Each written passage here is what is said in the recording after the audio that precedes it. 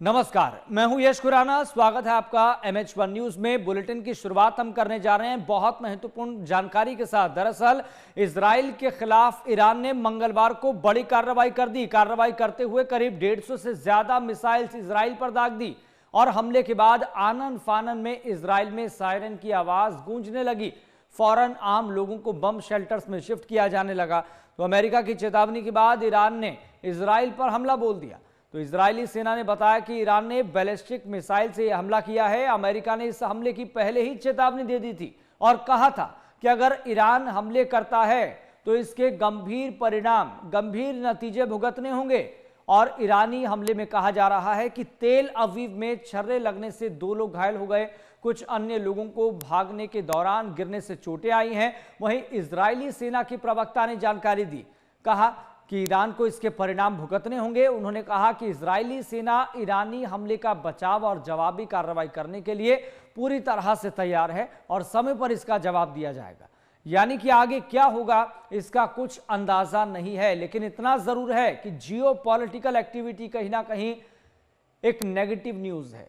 जिस तरीके से वैश्विक स्तर पर जो हलचल लगातार बढ़ती हुई दिखाई दे रही है, खास तौर पर इजराइल जिस तरीके से डायरेक्टली इनडायरेक्टली अमेरिका का समर्थन कर रहा है, फिर इजराइल लेबनान के बीच में क्या स्थिति है, इजराइल हिजबुल्लाह के बीच में क्या स्थिति बनी हुई है, और पिछले दिनों कई देशों के साथ जो डायरेक्टली इनडायरेक्टली टकराव देखने को मिल रहा है, तनातनी देखने को मिल रही है इजराइल की, वो कहीं ना कहीं अच्छे संकेत नहीं है। खास तौर पर मिडल ईस्ट जैसे देशों के साथ जब आपके संबंध बिगड़ते हैं, जब स्थितियां खराब होती शुरू हो जाती हैं, तो ये चीज जियोपॉलिटिकली बिल्कुल भी ठीक नहीं है। तो ईरान की तरफ से इजराइल पर किए गए मिसाइल अटैक के बाद पूरी तरह से अलर्ट पर है और इसी बीच भारत ने इजराइल में अपने नागरिकों को सुरक्षित स्थान पर रहने की सलाह तक दे दी है। वहीं भारत ने कहा है कि इजराइल में भारतीय एम्बेसी वहां के अधिकारियों से लगातार कांटेक्ट में है, संपर्क में है और यहां के हालात पर नजर रखी जा रही है। भारत ने बाकायदा इसलिए हेल्पलाइन नंबर भी जारी कर दिया है। इजराइल में इस समय लगभग 32,000 भारतीय रह रहे हैं।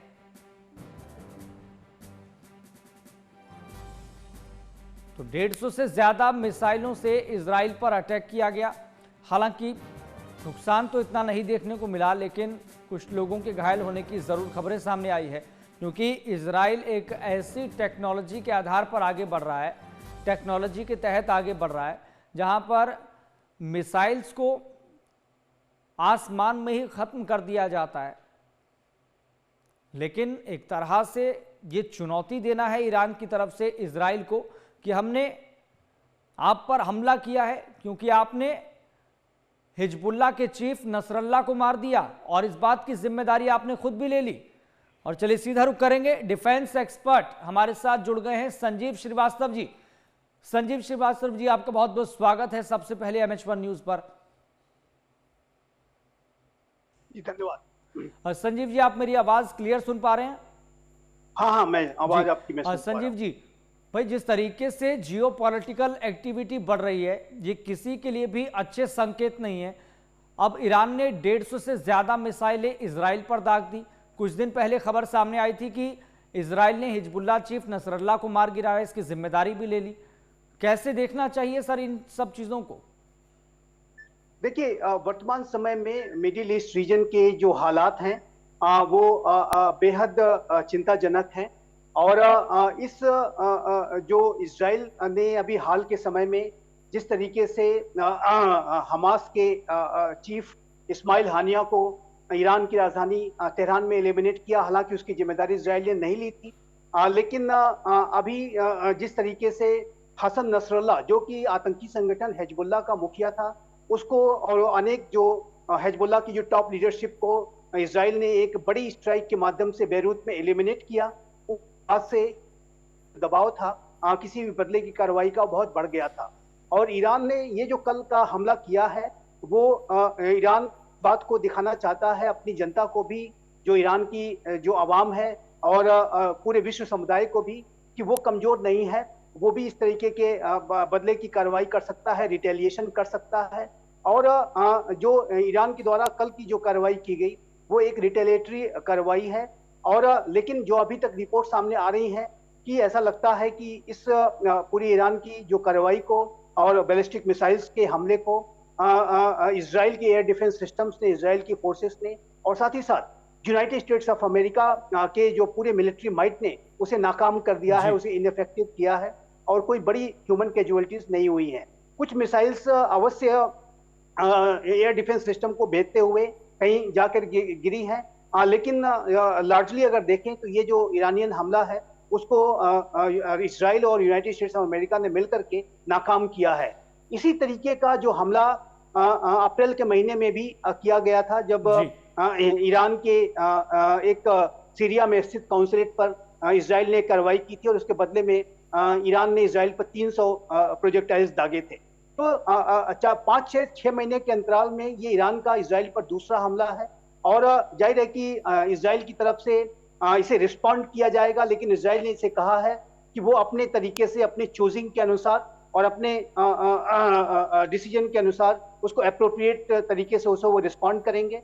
और यूनाइटेड स्टेट्स ऑफ अमेरिका भी इसराइल के साथ कंधे से कंधा मिलाकर पूरी तरह से खड़ा है, और ये जो पूरी स्थिति है वो वर्तमान समय में काफी तनावपूर्ण है। लेकिन इतना मैं अवश्य कहूंगा कि अभी भी इस युद्ध का कोई रीजनल एस्केलेशन नहीं हुआ है। ईरान की तरफ से इस हमले को करने के बाद ईरान के राष्ट्रपति पेजेस्कियान की तरफ से जो बयान आया है उसमें उन्होंने कहा है कि वो हाल के समय में इसराइल के द्वारा की गई कार्रवाई के विरुद्ध उन्होंने बदले की कार्रवाई की है, लेकिन जी ईरान को युद्ध नहीं चाहता है, उन्होंने इस बात को भी कहा है। तो मुझे नहीं लगता कि ईरान इसको फर्दर एस्केलेट करेगा, और ईरान कोई सीधा सीधा युद्ध करने का को एफर्ट नहीं कर सकता, ये बात भी स्पष्ट है। ईरान एक हाईली सैंक्शनड इकोनॉमी है, और ईरान के जो न्यूक्लियर एसेट्स हैं, न्यूक्लियर इंस्टॉलेशंस हैं, वो भी हमले की जद में आ जाएंगे यदि कोई फुल फ्लेजेड वॉर शुरू हो जाती है। यूनाइटेड स्टेट्स ऑफ अमेरिका किसी भी फुल फ्लेजेड वॉर की स्थिति में युद्ध में सीधा सीधा उतर के सामने आ सकता है, और जो कि ईरान के लिए काफी भारी जी और जी उसका संजीव जी मैं आपसे यही समझना चाह रहा हूं। एक तो बात ये कि ईरान क्या प्रॉक्सी वॉर की तरफ आगे बढ़ रहा है, या केवल दिखाना चाह रहा है कि भाई हम भी किसी से कम नहीं है। दूसरी बात ये, अमेरिका की तरफ से जो बयान सामने आ गया कि आपको इसके गंभीर परिणाम भुगतने होंगे, तो आगे क्या चीज हो सकती है? क्योंकि अमेरिका तो फुल सपोर्ट कर रहा है इसराइल को, और इसराइल को एक तरह से आगे रखा हुआ है, और अमेरिका जब ये बात कह रहा है कि आपको इसके गंभीर परिणाम भुगतने होंगे, तो इसके मायने क्या समझे? देखिए, ईरान जो है वो गंभीर परिणाम ऑलरेडी भुगत रहा है, और ईरान की जो प्रॉक्सीज हैं, चाहे वो है हमास को, आपने देखा कि हमास किस तरीके से पूरी तरीके से पतन की कगार पर पहुंच गया है। जी 7 अक्टूबर के बाद से लगातार इसराइल ने हमास को टारगेट किया है, और अब हमास का जो ऑपरेशन जो कि अपने अंतिम फेज में है, उसके बाद हिजबुल्लाह जिस तरीके से बड़े हमले इसराइल के ऊपर कर रहा था, और हिजबुल्लाह के द्वारा जो हमले किए जा रहे थे वो हमास के समर्थन में ही किए जा रहे थे, और ये चाहे वो हिजबुल्लाह हो और हूती भी हमले कर रहा है, तो चाहे वो हमास हो, हिजबुल्लाह हो, हूती हो, ये सभी ईरानियन प्रॉक्सीज हैं। और इन ईरानियन प्रॉक्सीज को इसराइल ने खत्म करने का ऐसा लगता है कि संकल्प ले लिया है, और हमास को वह समाप्ति के कगार पर पहुंचा दिया है। और अब ऐसा लगता है कि हिजबुल्लाह की लीडरशिप को समाप्त करने के बाद हिजबुल्लाह का जो भी वहां पर कंट्रोल है उसको समाप्त करने के लिए भी इसराइल आगे बढ़ रहा है। सदर्न लेबनान में इसराइल की सेनाएं जी घुस चुकी हैं, और जाहिर है वहां ऑपरेशन कर रही हैं। तो और हूती के ऊपर भी हमले इसराइल ने शुरू कर दिए। तो ईरान जो है इसको भुगत रहा है, ये बात स्पष्ट है। और इस्माइल हानिया जो कि इसराइल का, जो कि ईरान का स्टेट गेस्ट था जब ईरान में शपथ ग्रहण समारोह चल रहा था, तो ये हमास का जो मुखिया तेहरान में मौजूद था, और वहां पर बहुत ही सिक्योर्ड और सेफ लोकेशन जो मानी जाती है वहां पर मौजूद था। और वहां पर जिस तरीके से इसराइल की खुफिया एजेंसीज ने एक बड़ा ऑपरेशन कंडक्ट करते हुए इस्माइल हनिया को मारा, वो ईरान के लिए बहुत बड़ी जाहिर है कि चुनौती थी। और ईरान और ईरान के जो सुप्रीम लीडर को भी एक सिक्योर्ड लोकेशन पे अब ले जाया गया है। तब भी उस समय भी काफी इस तरीके के आशंकाएं पैदा हो गई थी कि यदि इसराइल तेहरान तक पहुंच सकता है, राष्ट्रपति भवन के आसपास तक पहुंच सकता है, तो ईरान तो कुछ भी, इसराइल तो कुछ भी कर सकता है। और अभी आपने देखा कि यूएनजीए में 2 दिन पहले इसराइल के प्रधानमंत्री बेंजामिन नेतन्याहू ने ईरान को सीधी सीधी चेतावनी दी कि इसराइल के जो हाथ हैं, इसराइल के जो ताकत है वो इतनी बड़ी है कि वो ईरान के किसी भी कोने तक पहुंच सकते हैं। तो ये जो इसराइल की जो कैपेबिलिटीज है उससे ईरान वाकिफ है, और ईरान को बड़े जो हमले की आशंका अवश्य है। और ईरान की जहां तक बात है, जहां तक इसराइल की ईरान के प्रति आने वाले समय में कार्रवाई की बात है, तो ये कार्रवाई तरीके के हमले को इजराइल जरूर रिस्पॉन्ड करेगा, देखो अपने अप्रोप्रिएट टाइम पर और अपनी चूजिंग के अनुसार वो करेंगे।